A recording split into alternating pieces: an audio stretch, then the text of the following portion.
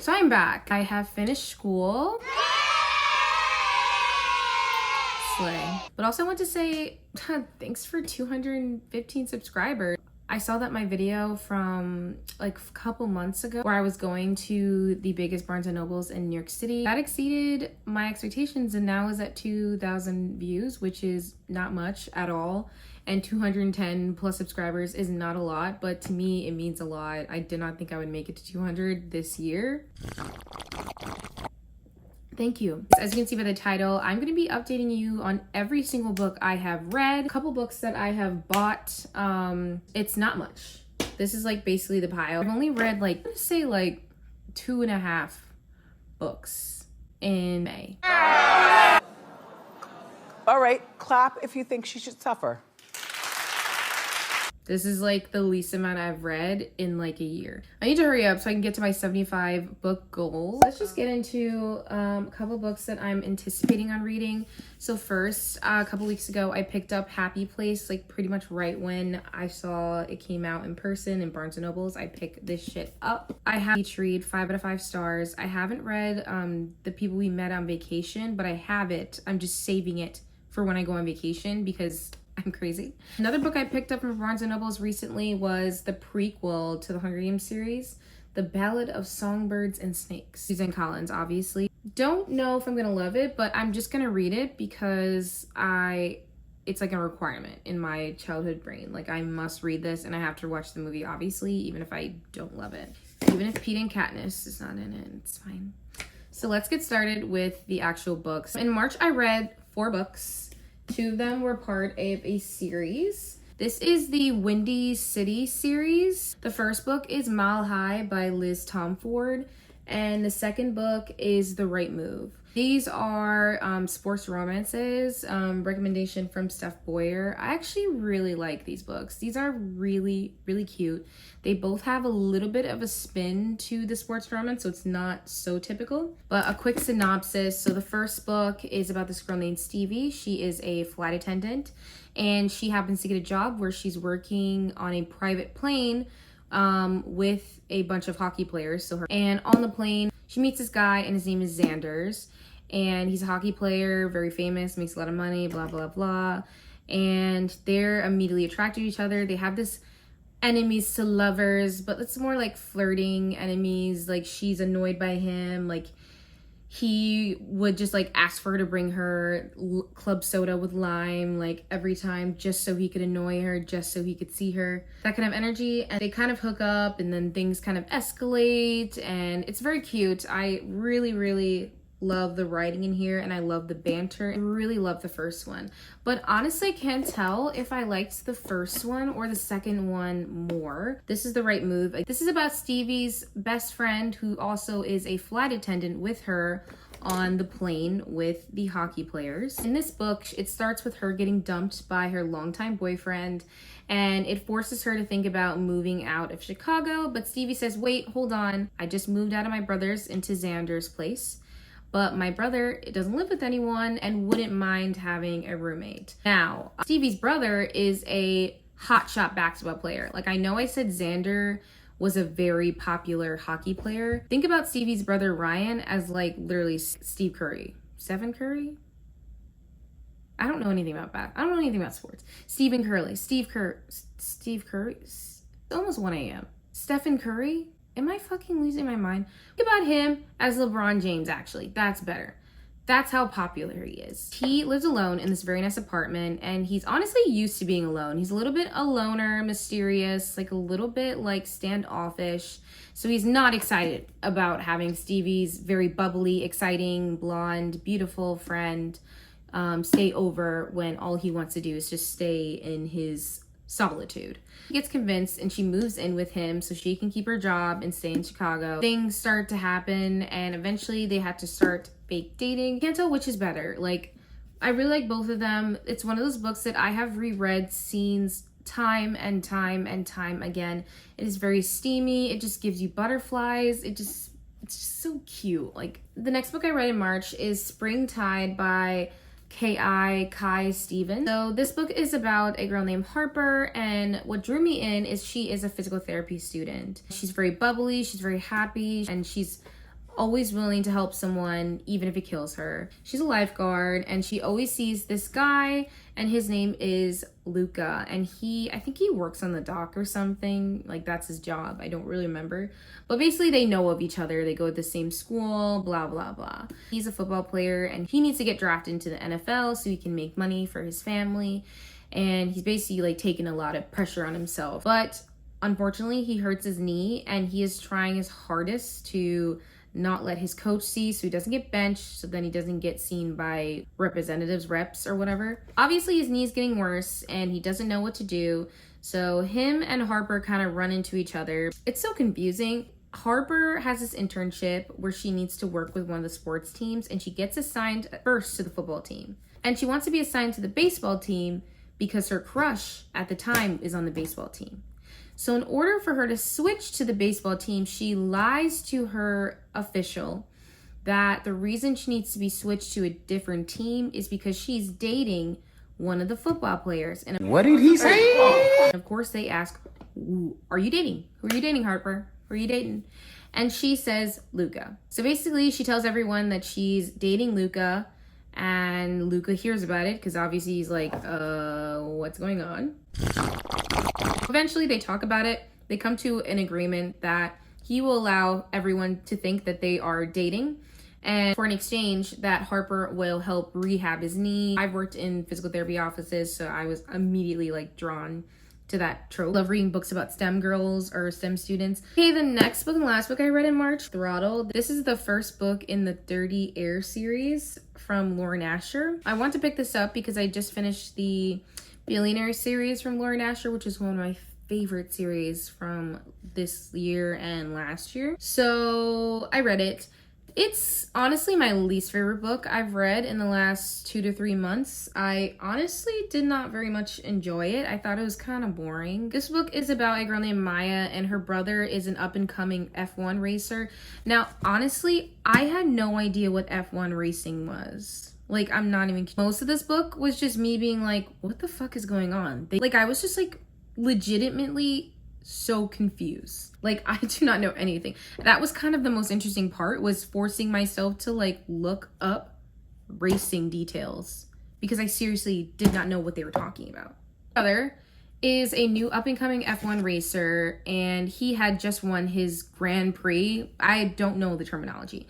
He had just won like the biggest race you can possibly win, and he beat this other guy named Noah, and Noah is like a very popular F1 racer, like often the winner, like that's the vibe, like he's that guy. He's bitter that he got beated out by a rookie. Year goes by, blah, blah, blah. Eventually, her brother and Noah are on the same team, so they're kind of already automatically enemies, like her brother and him. So they're kind of like at odds with each other. Maya tags along with her brother, and they decide that she's going to travel with him on his season of F1 racing. And at the same time, she'll vlog and just like figure out what she's gonna do with her life.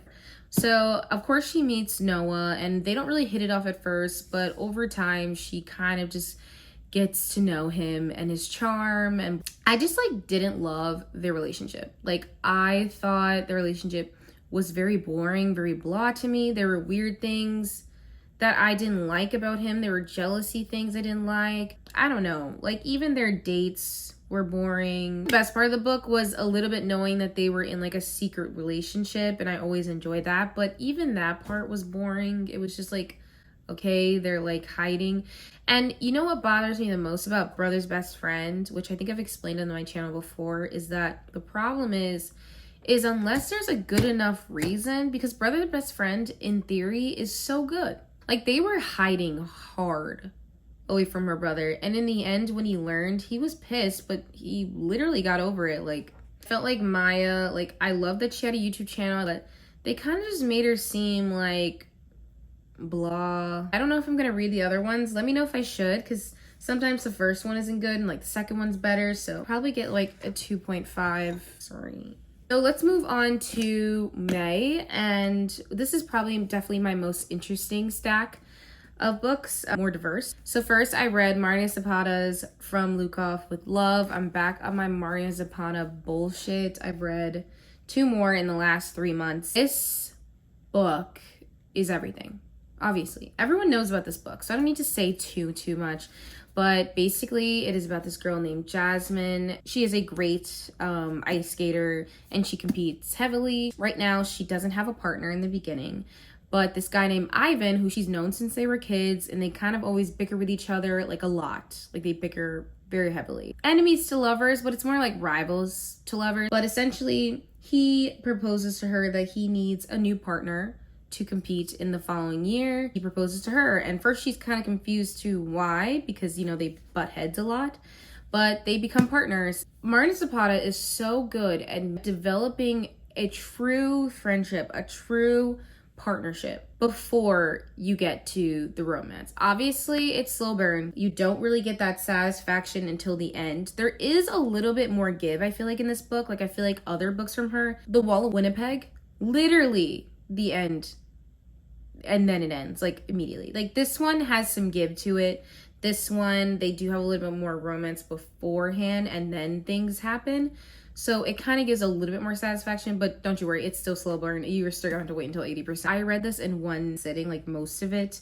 This is the Good Old Boys series, I'm pretty sure is what they're called. This is the Falling for Temptation and Seeing Double. These books are by MJ Hendricks. So this is also a recommendation from Steph Boyer. This series is about 4 boys, and like 2 of them are brothers, I think, and 2 of them are not, but they're all best friends. They all live in a small town in Texas, I believe. Their parents all brought them up with extreme Christianity, like they're purity boys. They haven't left their town like their entire life. Definitely have a innocent perspective on life, which is a very interesting take because you don't see a lot of like good boy, bad girl. Not necessarily the girls were like bad for sure, but they definitely like had trauma and definitely didn't have like an isolated life. I really liked this series. There were things that made me have mixed feelings at some points. Let's talk about the first book. This is Falling for Temptation. This is about a girl named Harley, and she has a very dark past, which if you read, you will get into. She has a lot of family issues. She has tattoos everywhere. She's very much the epitome of a bad girl, even though she's not. Like, she's still Christian, which you learn in the end. I feel like there's some stuff that need to be reworked. But for some reason, these books, no matter how much I was like, what the fuck is going on at times, I'd still want to read it, and that intrigued me. The 4 boys, they get this idea of wanting to go to college, so they sit their parents down and are like, hey, like, we want to go to college, and we're still going to live here forever. We just need, like, a time to explore. So automatically, I'm reading this, I'm like, this is not my kind of book.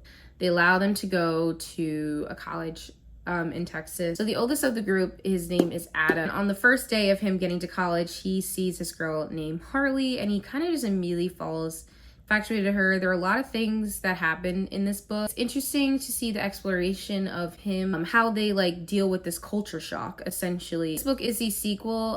Essentially, this starts with Harley's best friend at college, and she's interested in the most goody-goody of the boy group. Basically, her just trying to convince him to like her and notice her when she doesn't know that the whole time he's been noticing her. He just like can't express his emotions because he hasn't learned to express his emotions around girls.